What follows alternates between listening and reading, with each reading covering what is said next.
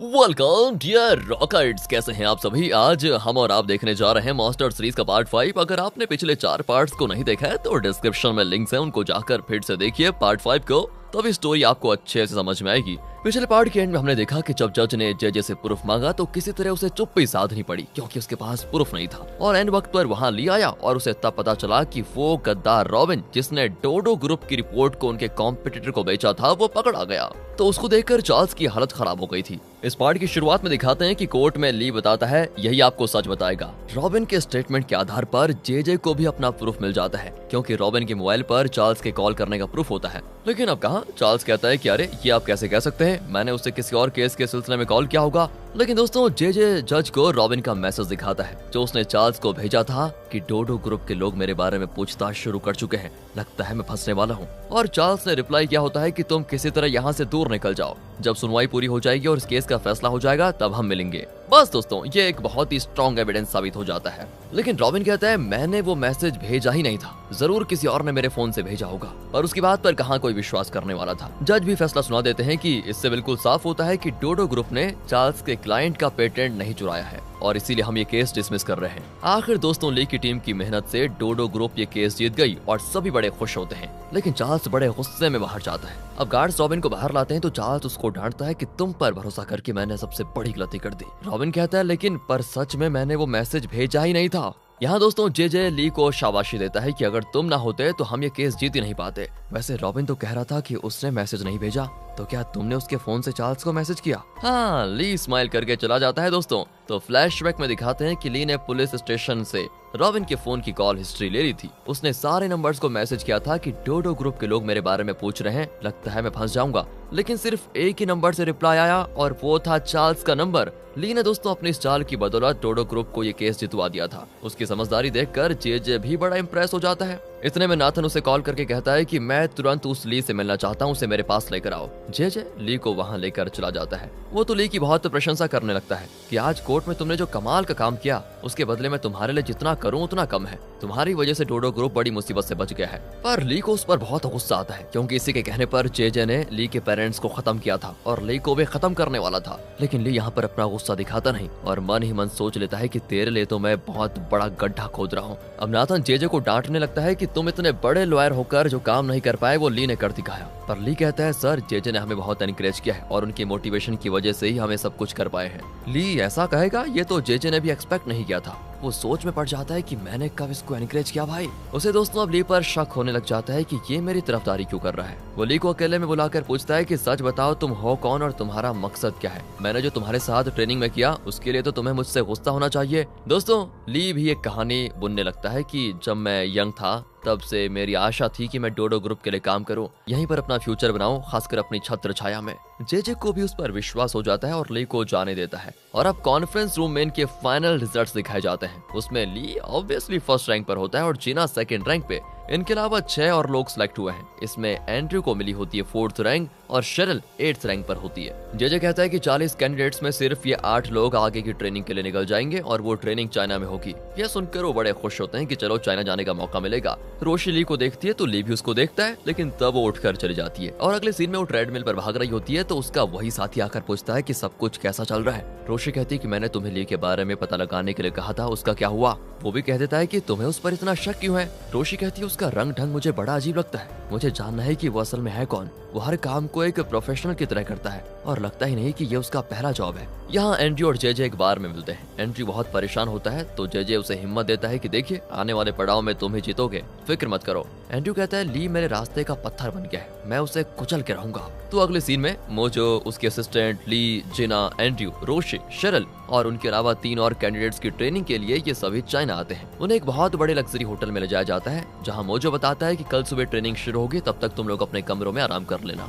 और हाँ, एक कमरे में 2 लोगों को ही रहना होगा। जीना और रोशी को एक रूम दिया जाता है। शेरिल और चश्मा पहनी हुई लड़की को एक रूम, बाकी 2 लड़कों को एक रूम दिया जाता है। और ली और एंड्रयू को एक कमरे में रहना होगा। पर एंड्रयू कहता है मैं तो इसके साथ नहीं रहूंगा। इस पर शेरिल कहती है अगर एंड्रयू को ली के साथ नहीं रहना तो मैं उसके साथ रह सकती हूँ, मुझे कोई प्रॉब्लम नहीं है। मोजो को गुस्सा आ जाता है और वो डांटता है तुम लोग यहाँ पर पिकनिक मनाने आए हो क्या? जैसा कहा जाए वैसा करो चुपचाप, वरना चले जाओ घर वापस। सब घबराकर अपने अपने कमरे में चले जाते हैं दोस्तों। जिन्हें अपने बड़े कमरे को खिड़की से देखते हुए सिटी के दृश्य को और फिर अपने बेड को, हर चीज को बहुत एंजॉय एंजॉय कर रही होती है। ये उसका सपना था कि वो ऐसे बड़े शहर में एक अच्छी लाइफ जिए। वो हर चीज की तारीफ करने लगती है, लेकिन रोशी वो उसको डांट देती है कि ज्यादा चबड़ चबड़ मत करो। क्या तुमने सब कुछ पहली बार देखा है? सो जाओ चुपचाप। जीना भी कहती थी ठीक है मालकिन, सो जाती हूँ। यहाँ तो ली और एंड्रयू एक दूसरे का मुंह तक नहीं देखते। एंड्रयू कहता है लाइट ऑफ करो, मुझे नींद आ रही है। और ली कहते हैं अंधेरे में मुझे नींद नहीं आती। और गुस्से में एंड्रयू लाइट ऑफ कर देता है। दोस्तों कुछ देर के बाद ली फिर से लाइट ऑन कर देता है और फिर क्या, इनका झगड़ा होता है शुरू। जैसे तैसे दोनों सो ही जाते हैं।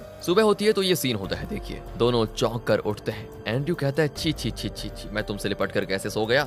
ली भी अपने हिस्से का चिल्लाता है कि मेरी चॉइस इतनी घटिया तो नहीं हो सकती। यहाँ सीन होता है कट और ट्रेनिंग होती है शुरू, वो भी बीच पर। दोस्तों सभी भाग भाग कर थक जाते हैं और कहते हैं कि सर आज की ट्रेनिंग खत्म हुई ना, कल तो छुट्टी है। मोजो कहता है कि कल छुट्टी है, तुम लोग कल एंजॉय कर सकते हो। सबके तो दोस्तों जैसे पर निकल आते हैं कि वाह कल छुट्टी है। अगले दिन वो वाटर पार्क में खूब एंजॉय करते हैं। इतने दिन की कठिन ट्रेनिंग के बाद छुट्टी मिली है तो सभी अपने अपने तरीके से मजा लेते हैं। जिना और दूसरी लड़की हर जगह खड़ी होकर फोटोज ले रही होती है। अब ये देखकर शिरिल रोशी से कहती है देखो इस लड़की को देखो कितना चीप बिहेव कर रही है, लगता है पहले कभी घर से बाहर निकली नहीं। यहाँ से अगले दिन इन्हें आगे की ट्रेनिंग के बारे में बताया जाता है। मोजो बताता है कि इस शहर में बड़े बड़े बिजनेसमैन हैं जिन्हें तुम्हें हमारे कुछ प्रोडक्ट्स को बेचने होंगे, इसलिए तुम्हें उन बिजनेसमैन को हमारे प्रोडक्ट्स की ओर आकर्षित करना है, समझे। और इस काम के लिए तुम्हें डांस सीखना होगा। ये सब कुछ सुनकर तो लोग चौंक जाते हैं कि भाई ये कैसा काम है। और अब चारों लड़कियों को कार्ड्स दिए जाते हैं ताकि वो अपने डांस पार्टनर को सिलेक्ट कर पाए। पहले जेना की बारी आती है तो वो ली को देखती है और वो तो आंखों से इशारा करता है कि प्लीज मेरी माँ गलती से भी मुझे मत चुनना।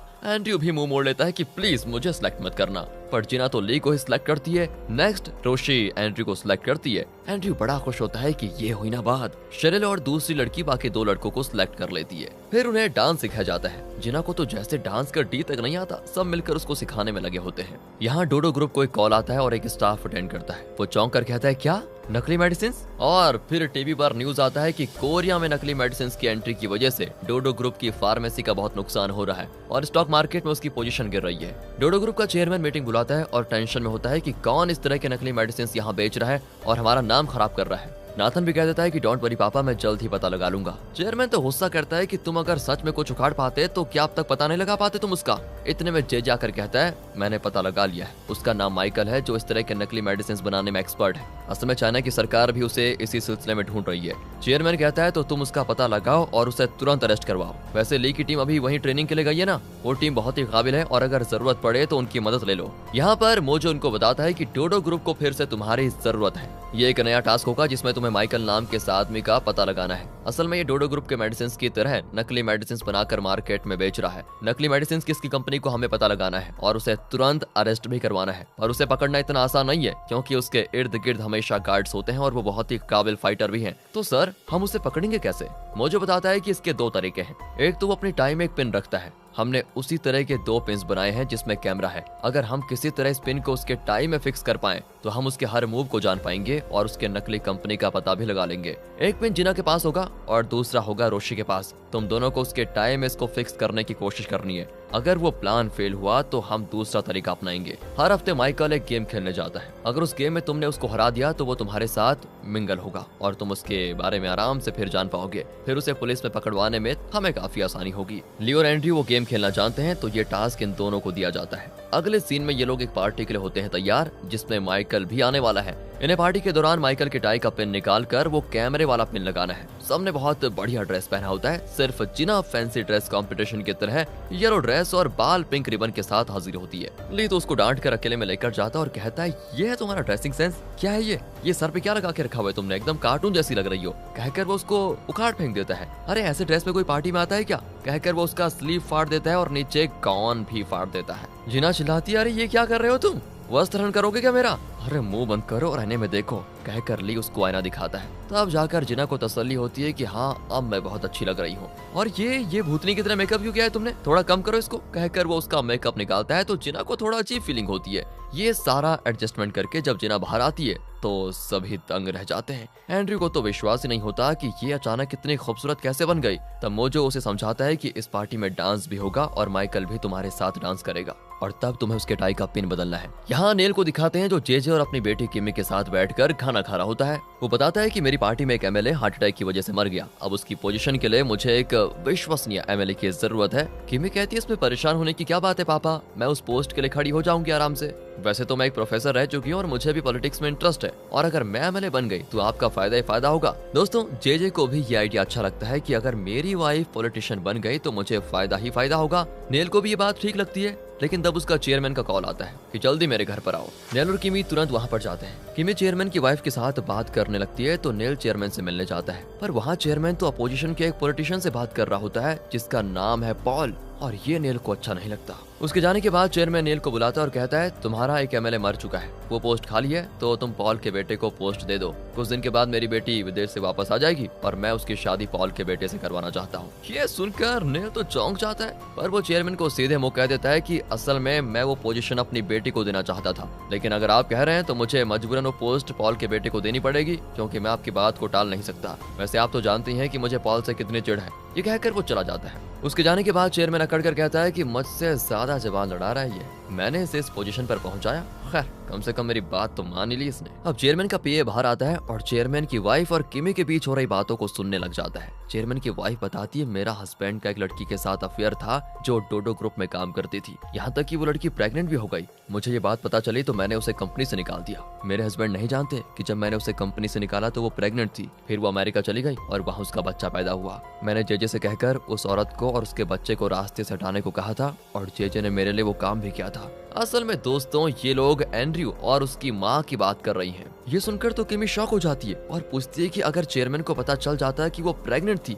तो शायद वो उसे कभी जाने नहीं देते। चेयरमैन की वाइफ कहती है हाँ, अगर वो यहाँ पर होती तो मेरी जिंदगी बर्बाद हो जाती, अच्छा हुआ मैंने उसको भगा ही दिया। बस दोस्तों ये सारी बातें पीए सुन लेता है और वो सोच लेता है कि चेयरमैन का एक और बेटा भी है और वो अमेरिका की सड़कों पर लावारिस भटक रहा होगा। यहाँ पार्टी में सभी एंजॉय कर रहे होते हैं और इसे मोजो और उसकी असिस्टेंट कैमरे के जरिए लाइव देख रहे होते हैं। शेरिल और उसके पार्टनर को वेटर्स का काम दिया जाता है। शेरिल कहती है उन लोगों को शानदार पार्टी ड्रेस दिया और हमें देखो वेटर्स का काम पकड़ा दिया, ये तो गलत बात है यार। मोजो कहता है देखो कैमरा रिकॉर्डिंग में तुम्हारी आवाजें भी सुनाई दे रही है, चुपचाप जो काम दिया है वो करो वरना अभी निकल जाओ वहाँ से। अरे नहीं सर, मैं तो मजाक कर रही थी, कहकर वो काम पे लगी रहती है। तब माइकल अपनी कार में आता है और उसके साथ उसकी गर्लफ्रेंड होती है, उसके कई गार्ड्स भी होते हैं। कुछ देर में डांस होता है शुरू। माइकल रोशी के साथ डांस करता है और इंग्लिश में कहता है तुम काफी अच्छा डांस कर लेती हो। और रोशी जो कि एनआईए में थी वो कई लैंग्वेजेस जानती है और वो भी इंग्लिश में काफी अच्छा बोल लेती है। डांस के दौरान रोशी अपना हाथ उसकी टाई के पास लेकर जाती है, लेकिन तब माइकल को कोई मैसेज आता है और वो चला जाता है। इसी वजह से रोशी उस पिन को लगाने में सफल नहीं हुई थी। कुछ देर के बाद वो लौट कर जिना के साथ डांस करता है। वो कहता है वाह तुम तो सच में बहुत सुंदर हो।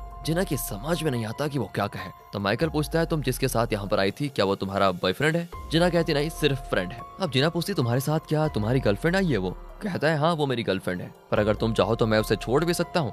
आज रात मुझसे अकेले में मिलोगी तो मैं तुम्हें अपनी नई गर्लफ्रेंड बना लूंगा, कहकर वो जिना को अपने कमरे का नंबर बताता है। पर जिना गलती से उसके शूज पर चढ़ जाती है क्योंकि उसको ठीक से डांस करना नहीं आता। वो पूछता है अरे तुम इतनी नर्वस क्यों हो? जिना कहती है असल में मुझे उतना अच्छा डांस करना नहीं आता इसीलिए। वो भी कह देता है कोई बात नहीं, अगर तुम चाहो तो मेरे कमरे में आ सकती हो, कहकर वो अपने कमरे का नंबर बताकर चला जाता है। जिना भी पिन रखने में सफल नहीं हुई, पर वो फैसला करती है कि अकेले माइकल के कमरे में जाएगी और ये काम पूरा करेगी। लेकिन ली चिल्ला देता है कि तुम पागल तो नहीं होगी क्या? जानती भी हो वो कितना खतरनाक आदमी है, अगर उसने कुछ उल्टा सीधा कर दिया तो?